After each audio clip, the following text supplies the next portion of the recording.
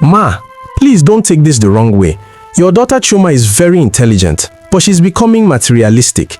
She measures her worth by what others have, not by what she knows. She even bullies other students who use cheaper phones.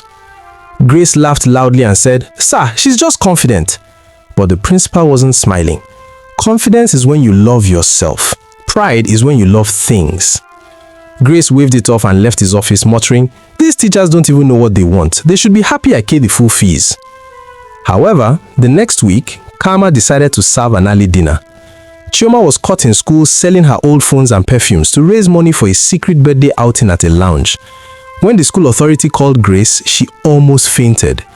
She rushed there only to find Chioma sitting with crossed legs, painting her nails as if she was in a spa, not in a disciplinary office.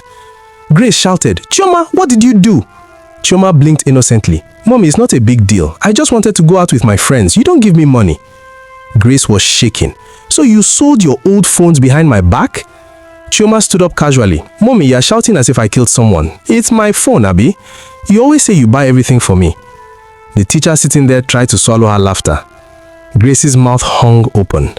She didn't know whether to cry or to slap sense into her. When they got home, Grace locked the door and tried to talk to her daughter calmly. "Chioma, listen to me. You can't live life this way. Life is not all about money and things.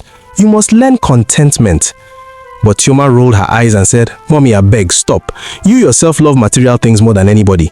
You can't even stay one weekend without buying something new, so don't start preaching now." That statement hit Grace like thunder. She froze, realizing her daughter had just mirrored her. Everything Chioma said was true. She had raised her child to love material things more than people. Grace sat on her bed that night with tears in her eyes. Maybe I failed her. Maybe I taught her to measure love by the size of the bag and not the warmth of a hug. But before she could finish that thought, Chioma opened her door, peeped in and said with a mischievous grin, "Mommy, I'm sorry for shouting, but can I still get the iPhone 17? Grace just stared at her, speechless. Then she burst into laughter, not because it was funny, but because it was too painful to cry again. She said, "Chioma, one day you will understand that love is not Wi-Fi. You can't buy connection." Chioma didn't get the joke. She just smiled, hugged her mother and said, "Okay, Mommy, but can we still check the price tomorrow?" And Grace simply nodded because saying no had become harder than saying yes.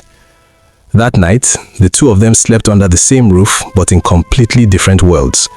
One woman was searching for love while the other was counting likes on Instagram.